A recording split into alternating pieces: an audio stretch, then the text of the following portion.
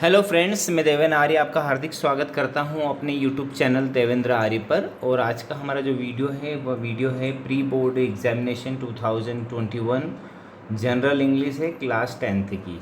यानी आज के वीडियो में हम करने वाले हैं क्लास 10th की जनरल इंग्लिश का जो पेपर है उसको सॉल्व। ठीक है, हम इस पेपर को दो पार्ट में सॉल्व करेंगे। तो आधा पेपर हम पार्ट फर्स्ट में करने वाले हैं और उसके बाद आधा पेपर हम पार्ट सेकंड में करने वाले हैं। कारण ये भी है कि आपको मैं बहुत अच्छे से समझाने की कोशिश करूँगा, है ना। सारे आंसर पैसे, सारे क्वेश्चन के आंसर, सारी ग्रामर। ठीक है, तो स्टार्ट करते हैं बिना देर किए। आप भी बिना देर किए मेरे चैनल को सब्सक्राइब कर लीजिएगा, है ना, और बेल आइकन को प्रेस कर दीजिएगा ताकि आपको नए वीडियो की नोटिफिकेशन टाइम पर मिल सके और आप वीडियो आराम से देख सकें। ठीक है, चलिए स्टार्ट करते हैं। सेक्शन ए आता है आपका फर्स्ट क्वेश्चन में। सेक्शन ए का फर्स्ट क्वेश्चन है, read the passage carefully and answer the question given below. आपको पैसेज पढ़ना है और इसके आंसर आपको देना है ना, जो क्वेश्चन उसने पूछे हैं। तो हम इस पैसेज को पढ़ते हैं, थोड़ा सा मैं समझाने की कोशिश करूँगा इस पैसेज को।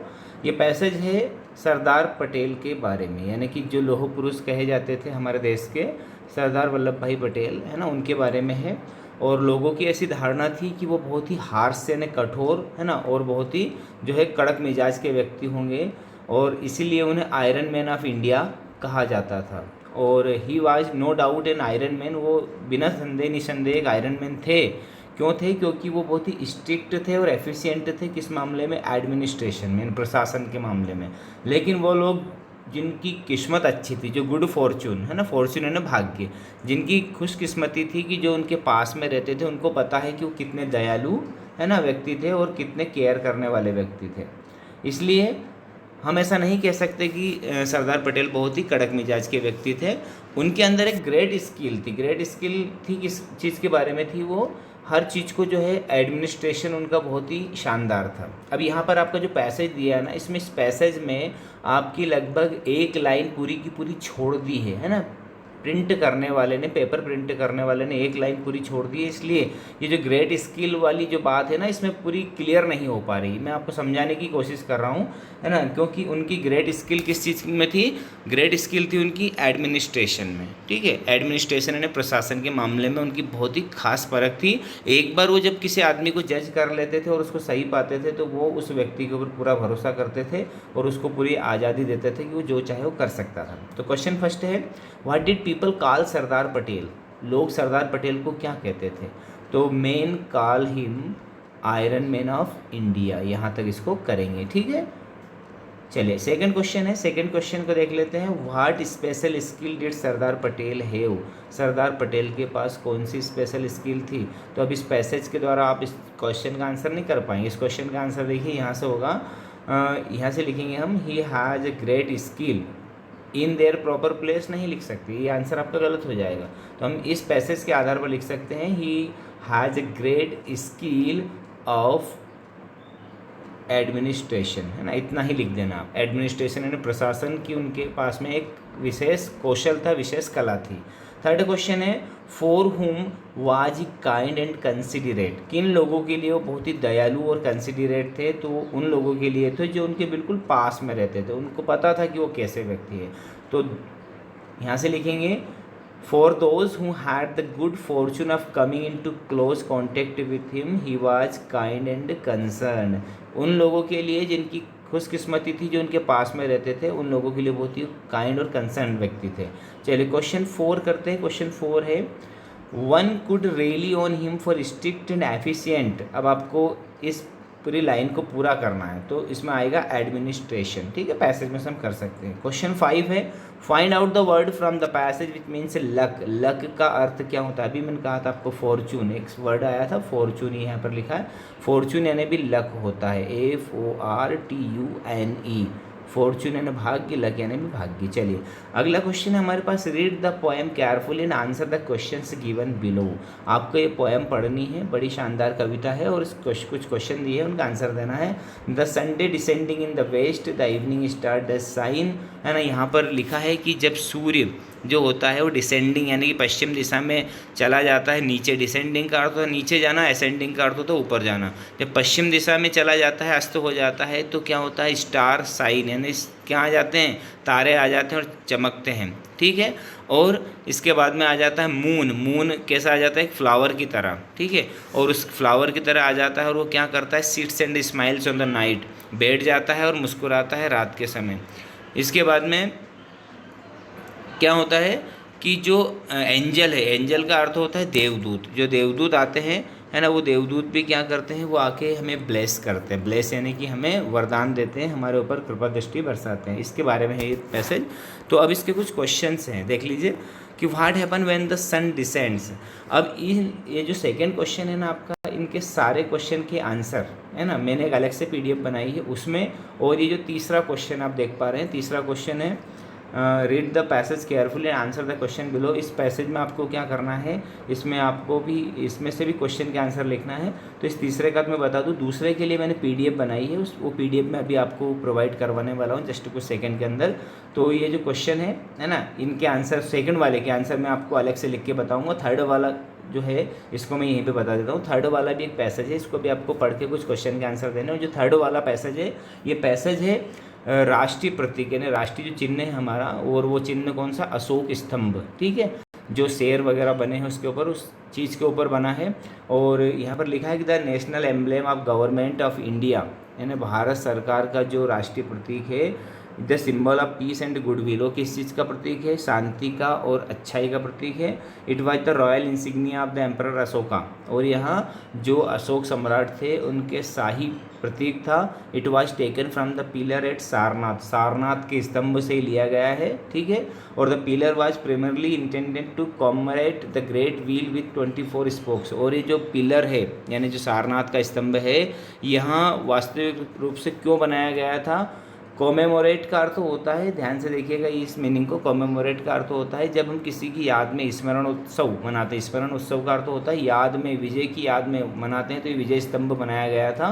और इस विजय स्तंभ के ऊपर जो है ना तीलियाँ थी, वो लगभग एक बड़ा व्हील था, उसमें 24 तीलियाँ थी, है ना। और वो जो हमारा ध्वज है तिरंगा है, उसके बीच में भी जो है ना चक्र बना है, उसमें भी 24 तीलियाँ बनाई है उसने। और इस जो विजय स्तंभ है, इसमें 4 एनिमल है ना इसमें उकेरे गए हैं, यानी कि नक्काशी की गई है, कार्व्ड किए गए हैं।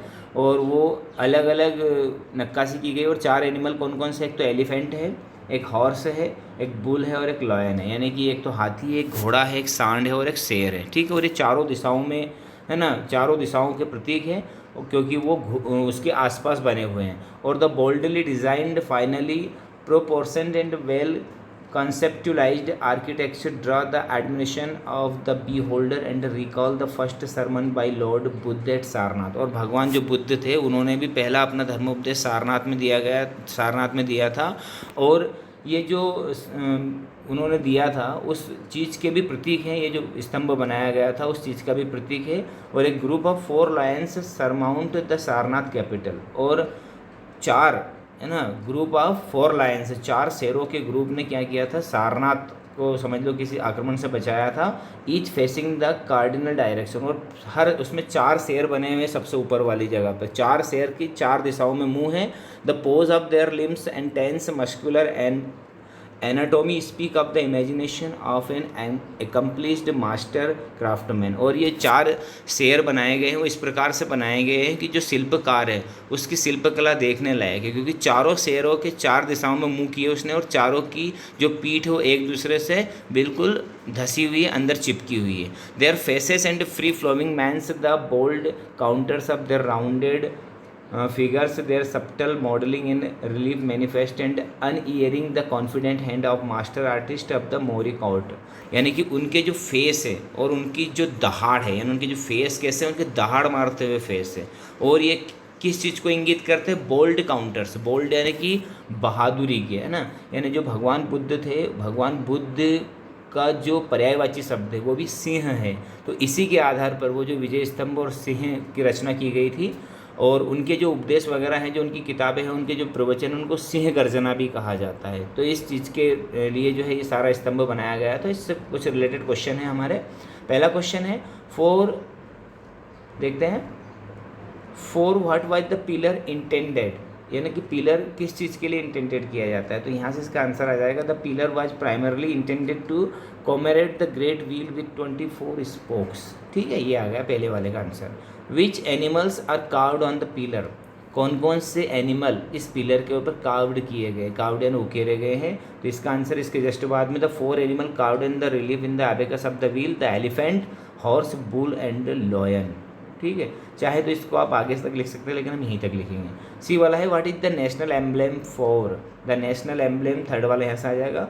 द नेशनल एम्ब्लेम यहाँ से लिखने के बाद यहाँ से लिखेंगे फॉर पीस, है ना, यहाँ से आ जाएगा पीस एंड गुडविल, बस इतना लिखना है। जो नेशनल एम्ब्लेम है वो किसके लिए है, शांति और अच्छाई के लिए। चलिए अगला क्वेश्चन है how many spokes are there in a great wheel of the pillar, इसमें आ जाएंगे 24, है ना। Give the noun form of great, great की नाउन फॉर्म होती है ग्रेटनेस।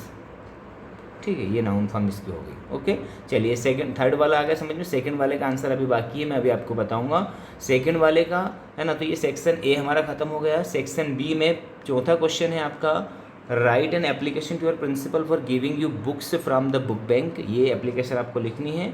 और फिर इसके बाद में पाँचवें वाले में आपको क्या करना है, ये पूरा पढ़ना है पैसेज, और पैसेज पढ़ने के बाद इसके नोट्स बनाने हैं, टाइटल लिखना है और समरी बनानी है। ठीक है, तो मैं इसको थोड़ा सा समझाऊँ तो मैंने आपके लिए सब चीज़ तैयार करके रखी है, पर इसको समझना बहुत ही ज़रूरी है, इसीलिए हमने 2 पार्ट में वीडियो बनाया है, क्योंकि आपको पेपर को समझना भी है।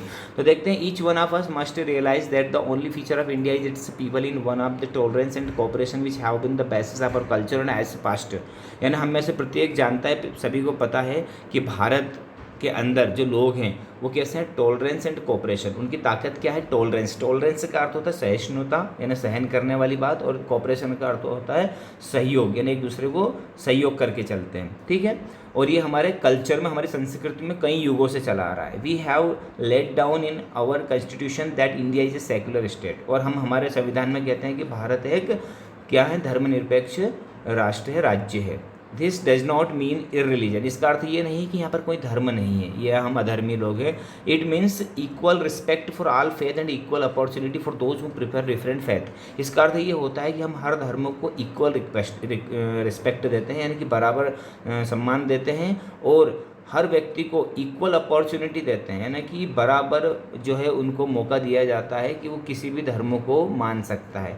We have therefore always to keep in mind this vital aspect of our culture which is also one of the highest importance in India today, यानी ये हमारे दिमाग में रहता है वाइटल एस्पेक्ट, यानी कि हमारा जो मानसिक जो चीज़ है, वो जो दायरा है सोचने का बहुत बड़ा है, और इसीलिए सबसे इम्पोर्टेंट चीज़ भारत के लोगों के अंदर यही है।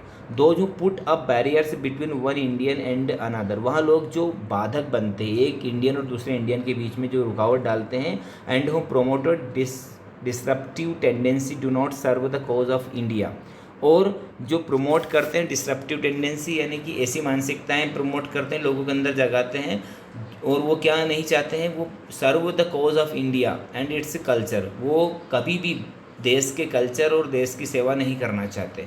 दे weaken us at home and discredit us abroad, वो लोग क्या करते हैं, हमें देश के अंदर कमज़ोर बनाते हैं और देश के बाहर हमारी इंसल्ट करवाते हैं, हमारा सम्मान घटाते हैं। ठीक है, तो ये थोड़ा सा पैसेज था, मैंने आपको पढ़ के बता दिया। अब इसके नोट्स, समरी और टाइटल मैं अभी आपको बताने वाला हूँ। ठीक है, अब आगे बढ़ते हैं। क्वेश्चन है हमारा 6 वाले क्वेश्चन में हमको क्या करना है, एक माई हॉबी वाला आपका ऐसे मैंने बना के तैयार किया है, आप उसको भी है ना लिख लेना, वो जो अभी पीडीएफ में आपको बताने वाला हूँ। ठीक है, सेक्शन सी कर लेते हैं उस पीडीएफ को देखने के पहले। ठीक है, सेक्शन सी करने के पहले ही हम उस पीडीएफ को देख लेते हैं। चलिए, है ना, जिसमें मैंने आपके लिए आंसर लिखे हुए हैं। चलिए देख लेते हैं वो पीडीएफ, ये वाला ही आपके लिए। ठीक है, अब इस पीडीएफ में चलिए, ये क्वेश्चन सेकंड आपका, क्वेश्चन सेकंड के आंसर है। क्वेश्चन सेकंड जो आपका एक आंसर पैसेज था उसके पहले क्वेश्चन का आंसर है ना, when the sun descend stars shine, पहले वाले का ए का आंसर, बी का आंसर फ्लोर हो जाएगा, सी का आंसर हो जाएगा the moon sits and smile on the night. ठीक है, और इसके बाद में आगे बढ़ते हैं, डी वाले का आंसर हो जाएगा आपका एंजल्स पॉर ब्लेसिंग एंड जॉय, और ई वाले का हो जाएगा एसेंड, है ना, डिसेंडिंग का भी अपोजिट पूछा था तो एसेंड हो जाएगा। ठीक है, अब 2 वाले का हो गया आगे बढ़ते हैं, नोट्स मेकिंग वाले का आंसर है ये, ठीक है। नोट्स मेकिंग जो चौथा क्वेश्चन है आपका, है ना, इसमें सेकुलर इंडिया टाइटल है, नोट्स हमने लिख दिया आपके लिए, आप वीडियो को पॉज करके आराम से लिख सकते हैं, समरी भी आपके लिए मैंने लिखी है, ठीक है। फिर आपका क्वेश्चन है पाँचवें क्वेश्चन में आपको प्रिंसिपल को एप्लीकेशन लिखनी है, बुक बैंक से बुक इशू करवाने के लिए भी मैंने लिख दिया आपके लिए, इसको भी आप पॉज करके लिख सकते हैं। माई हॉबी वाला ऐसे, है ना, ये भी आपके लिए मैंने तैयार किया है, इसको भी आप पॉज करके आराम से लिख सकते हैं। ओके, आगे बढ़ते हैं हम। अगला हमारा सेक्शन सी है, भी हमको करना है, और सेक्शन सी में हम देख लेते हैं। सेक्शन सी यहाँ से स्टार्ट होता है अपना ग्रामर वाला पोर्शन, ठीक है, इसको हम करेंगे। क्वेश्चन 7 है आपका, fill in the blanks by using the correct form of the verbs given in the bracket any 5। आपको कोई 5 करनी है, चलिए 5 करते हैं। It was dark so I a torch with me, to का आएगा इसमें, ठीक है। डॉग्स सेल्डम बाइट, बार्किंग आएगा। He promised to return the money आएगा। Strike the iron while it is hot, work hard और आएगा इसमें, और you will fail. My brother is very strong, he can lift 80 kg of weight. Okay, ये हो गए आपके 6 वाले, इसमें से आपको 5 कोई से भी कर देना। बी वाले में चलते हैं, बी वाले में भी आपको 5 ही करना है, लेकिन मैं सारे बताऊंगा।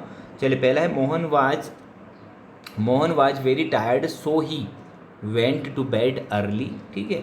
द सन राइस, है ना, बी वाला आएगा बीच वाला, rise in the east. Ravi is, क्या आएगा इसमें, रवि इज़ है तो भी प्लेइंग आएगा, football. My brother is NHDO, an आएगा, AN वाला। Mister Das is a rich person but not happy. We, क्या आएगा, obey the rules of the road, तो we must. Okay, he has been sleeping, है ना, स्लीपिंग, अब since लगाएंगे evening के लिए। ओके, आगे बढ़ते हैं। क्वेश्चन 8 है हमारा, क्वेश्चन 8 में डू एज डायरेक्टेड करना है आपको, एनी 5, इसको देख लेते हैं। डू एज डायरेक्टेड में आपको लिख के बताऊंगा इनके आंसर क्या हैं, चलिए देखते हैं। पहला है she did her duty, change into negative, तो कुछ नहीं करना है, बस लिखना है she did not, okay, do her duty, ठीक है, ये हो जाएगा इसका सेंटेंस। अगला सेंटेंस देख लेते हैं हम, सेकंड वाला, the student is very fast he can win the race. Combine the sentence using so that, आपको सो दैट लगाना है, तो कुछ नहीं करना, वेरी को हटा के सो लिखेंगे और दोनों सेंटेंस के बीच में यहाँ पर दैट लगा देंगे, तो सेंटेंस में आपका सो दैट का यूज हो जाएगा। तो सेंटेंस क्या बनेगा, the student is so fast that he can win the race, ठीक है।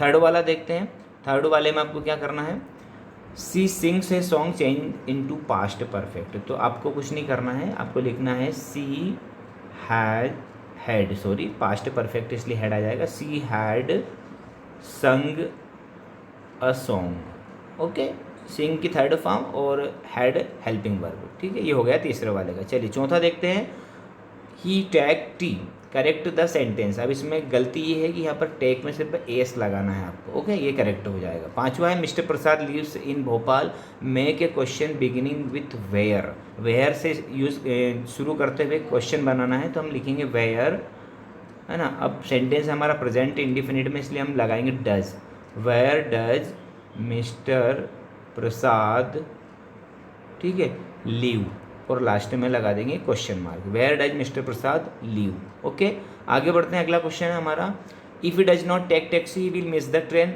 इसमें आपको क्या करना है, अनलेस का यूज़ करना है, इफ़ को हटा के, तो इफ़ को भी हटाएंगे साथ में, है ना, इफ़ को हटा के डज नॉट को भी हटाना है और टेक में एस लगाना, बस ये ध्यान रखना। तो क्या बन जाएगा, unless he tax taxi he will miss the train. फिर से सुनिए, unless he tax taxi he will miss the train.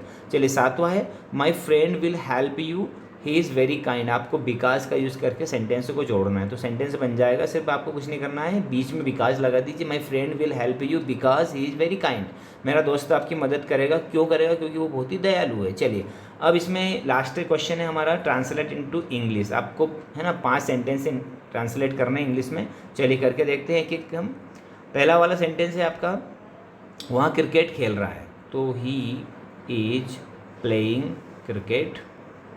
Okay, चलिए अगला है, मैं अंग्रेजी बोल सकता हूँ, आई कैन स्पीक इंग्लिश, ठीक है। थर्ड वाला सेंटेंस है हमारा, क्या आप तैर सकते हैं, तो कैन यू स्विम, और लास्ट में क्वेश्चन मार्क, ठीक है। मेरी कक्षा में 50 विद्यार्थी है, तो there are 50 students in my class. Okay, ये हो गया चौथा। चलिए एक और करना है हमको। राम और श्याम मित्र है, तो राम और श्याम मित्र है यानी कि क्या हो जाएगा, Ram and Shyam are friends. ठीक है, ये हो गया आपका, राम और श्याम आर फ्रेंड्स। तो फ्रेंड्स ये यहाँ तक पार्ट 1 में हमने कर लिया है। पार्ट 2 में हम सेक्शन डी से शुरू करने वाले हैं। तो आपको वीडियो कैसा लगा कमेंट करके ज़रूर बताना। मैंने एक एक चीज़ समझाने की कोशिश की अपनी तरफ से जितना हो सकता था। ठीक है, वीडियो यदि पसंद आया है तो लाइक ज़रूर करना, कमेंट भी करना कैसा लगा, अच्छा लगा या बुरा लगा, हम आगे और सुधार करना चाहते हैं। यदि हम आपको कोई तकलीफ़ हुई हमारी तरफ से तो, और चैनल को सब्सक्राइब करना, बेल आइकन को प्रेस ज़रूर करना ताकि नया वीडियो जब भी मैं अपलोड करूँ तो नोटिफिकेशन आपको मिल जाए। ठीक है, मिलते हैं अगले वीडियो में, तब तक के लिए टेक केयर ऑफ़ योरसेल्फ।